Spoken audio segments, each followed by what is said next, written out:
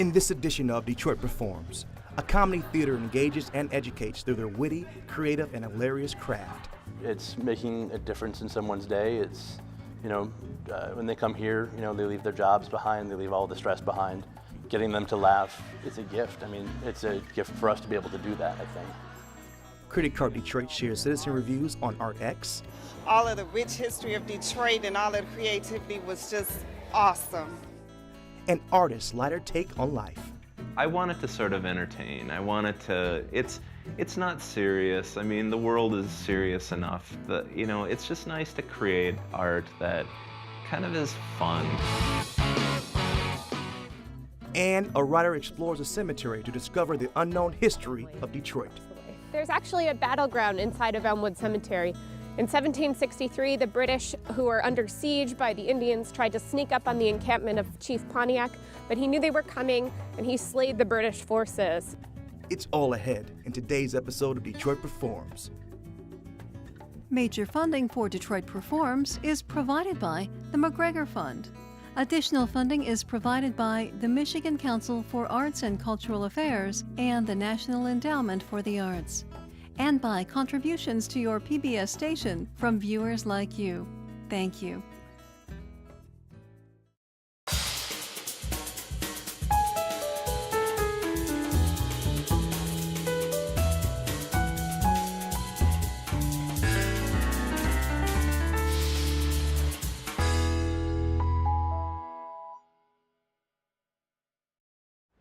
Hello and welcome to Detroit Performs. I'm your host, DJ Oliver, and I am so excited to be showing you around Detroit's historic gym theater today. Now, I am in the outdoor gardens of the gym, and let me tell you, the look and the smell of these flowers is an art in itself. Now, our first segment is a group of performers who are absolutely hilarious. However, they take their work very seriously. In fact, there are three principles they always follow: integrity, innovation, and inspiration. Executing their three I's for the benefit of the audience, themselves, and the community. Here is Go Comedy Improv Theater.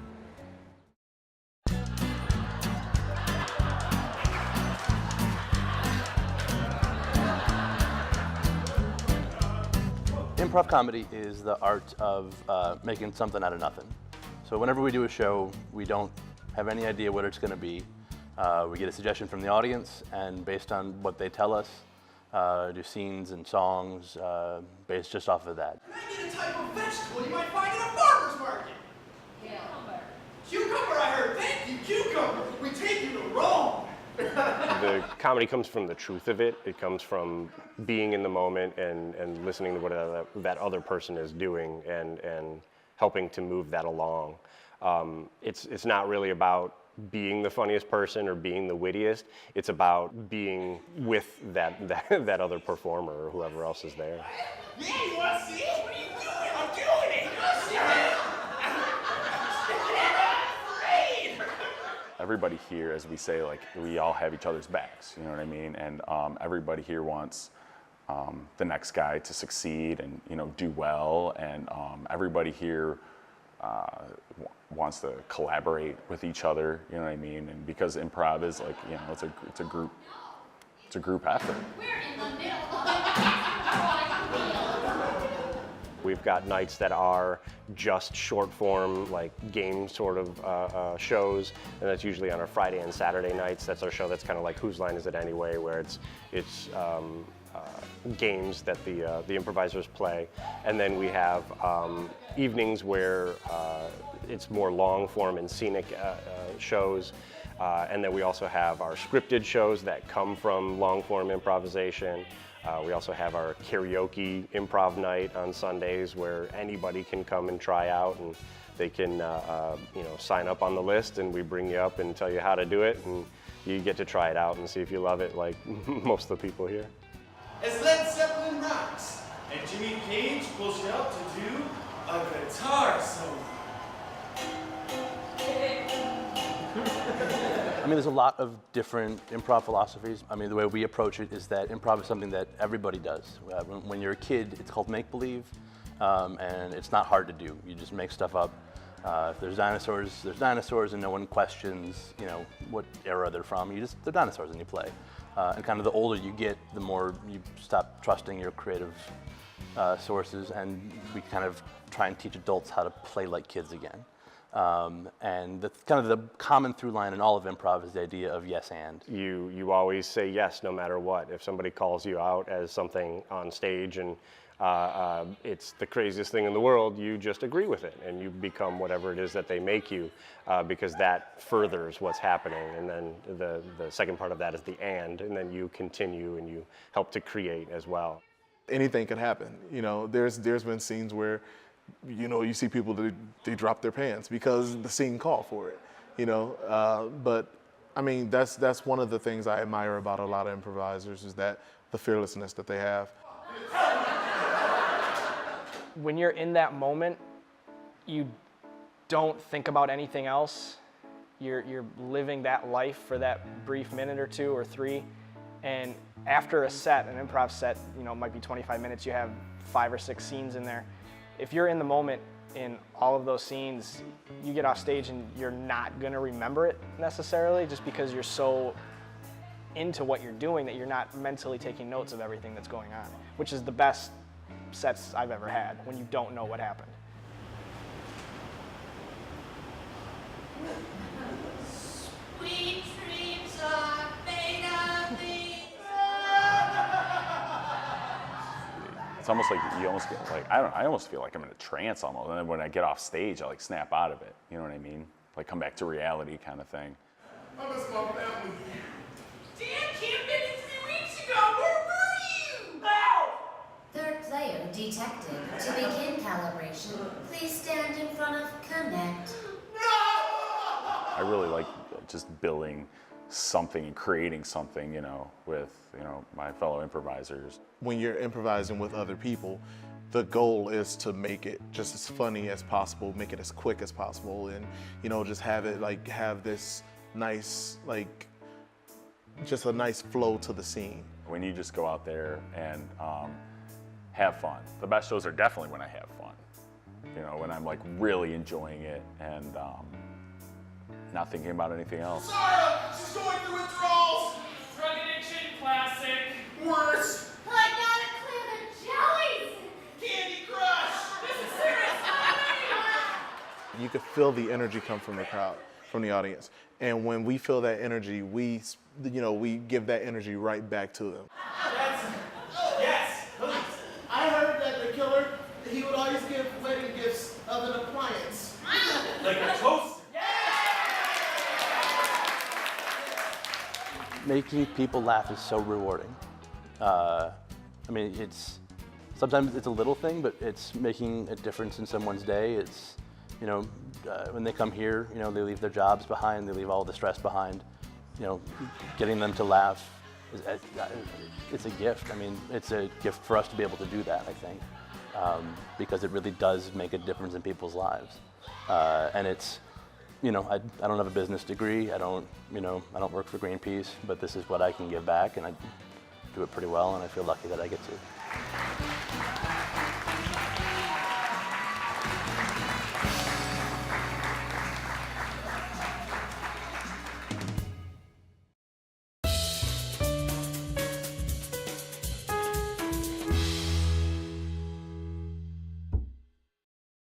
To find out more about Go Comedy Improv Theater and all the artists featured in today's show, visit DetroitPerforms.org. Now, the gym's history is filled with tidbits of fascinating historical moments. For instance, when its doors were opened in 1903, the Century Club was given the first building permit ever issued under a woman's name in Detroit. Now I'll continue with more interesting gems, including how this theater got its current location, after these CriticCar Detroit reviewers gives us an in-depth look into Art X.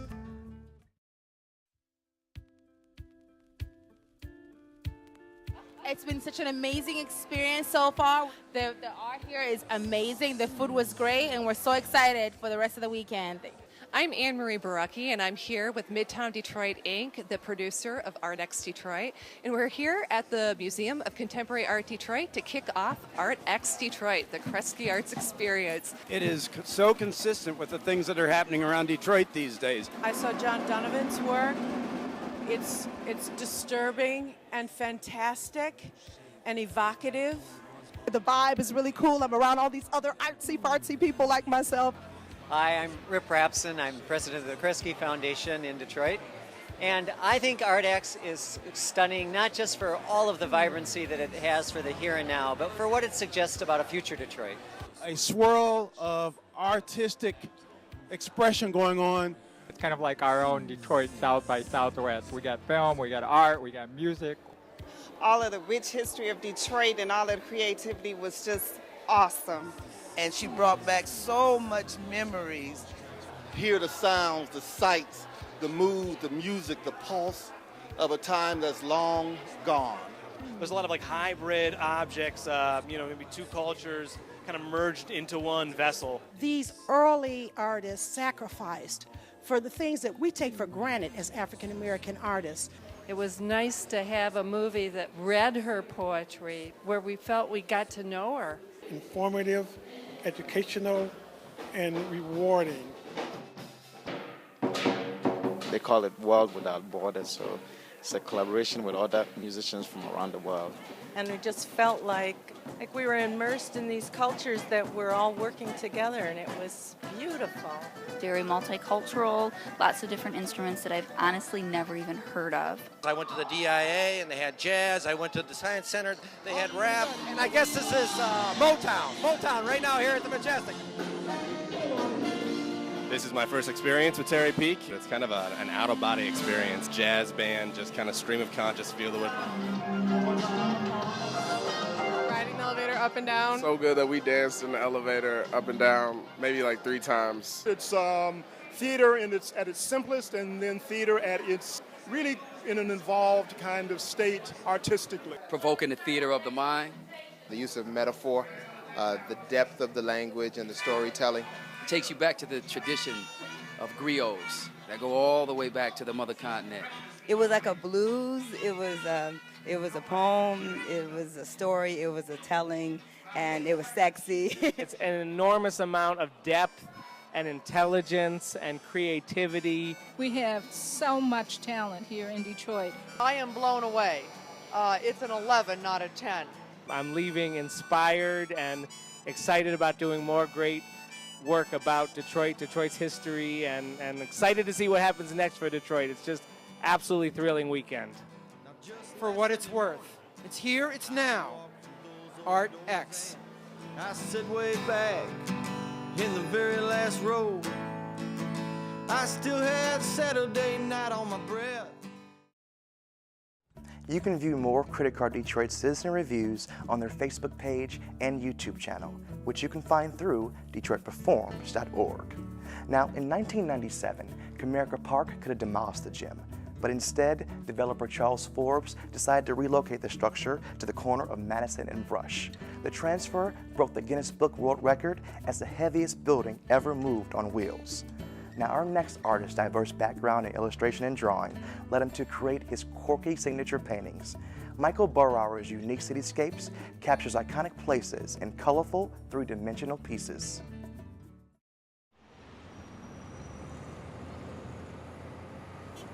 Oftentimes, the scale ends up growing as I'm sort of starting out with this small little sketch or drawing on a napkin. And then it just becomes like, it starts unraveling into something much, much bigger.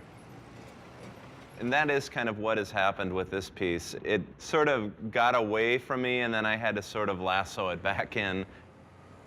It's a massive 10-foot 3D painting, which is actually built in 4 sections. So there's a front section right here, and then there's a middle and 2 sides, and they interweave in together, they sort of lock in together. It's interactive in the sense that, people can really see that there's things that would otherwise be hidden, like a UPS truck. I want it to sort of entertain. I want it to, it's not serious. I mean, the world is serious enough that, it's just nice to create art that kind of is fun. I'm recognizing known places in our city, and I'm bringing it to this crazy, whimsical level. I think one of the reasons I paint in a style that I do is I really never could realistically draw. I couldn't make something look like a picture or a photograph. I would try and kind of fail miserably. I come from kind of a background of illustration, cartooning, and caricature. I think it was my junior year of college. I came across a guy that was drawing caricature portraits at the Minnesota Zoo. I kind of asked him what got him into that, and I kind of got into it that way. You know, as a illustration major, it was really nice to be able to apply my major in some way, even if it was just doing just live drawings of people, you know, for a couple dollars here and there. And then one thing led to another, and then canvas started to kind of get a little boring to me, and I kind of wanted to push the boundaries of different work surfaces. You know, the first thing that really I started kind of playing around with was plywood and painting on a plywood surface. It was kind of like I had no idea what I was doing. I had no clue, but you know, I just thought to myself, I kind of would love to see some sort of three-dimensionality to it, and how would I pull this off?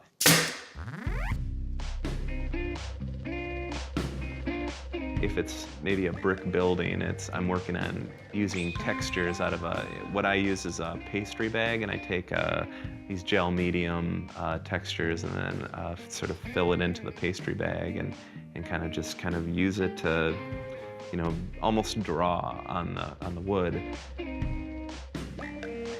The texture has kind of the consistency of like a cake frosting, so it's like frosting a cake. It took me a while to kind of learn the control of this stuff has a mind of its own.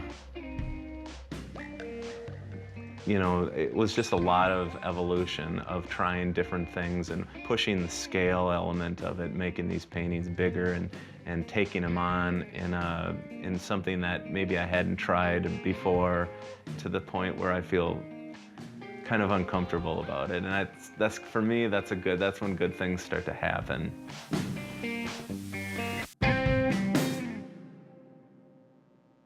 It's really weird for me how popular the art has become. I almost feel a little bit embarrassed by it. It's not something you plan a career to do. I think that people really are drawn to the work because it's the memory of a place that they have a fondness for.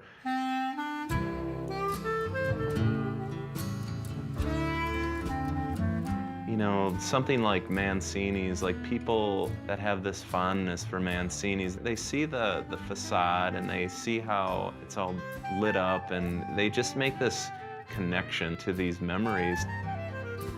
I'm looking for something that has this sort of fantastically unique feel about it. You know, I feel really lucky that I am recognized for this. I know there's artists that they're pounding the pavement to try to sell a piece of art, and they're doing whatever they can, and there's a lot of talent there. I feel really lucky that it has worked out in a relatively smooth way for me.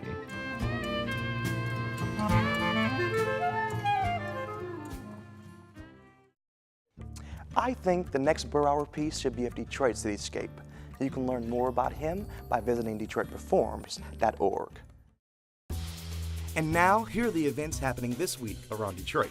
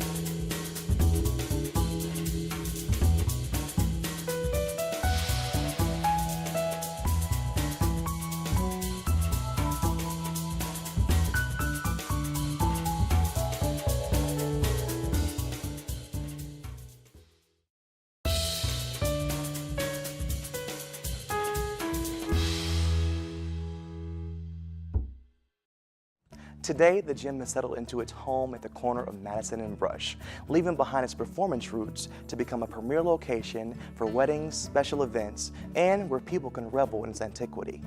And just as I was interested in the gym's past, writer Amy Elliott Bragg was intrigued by Detroit's unknown history, so she decided to uncover it by exploring Detroit's Elmwood Cemetery.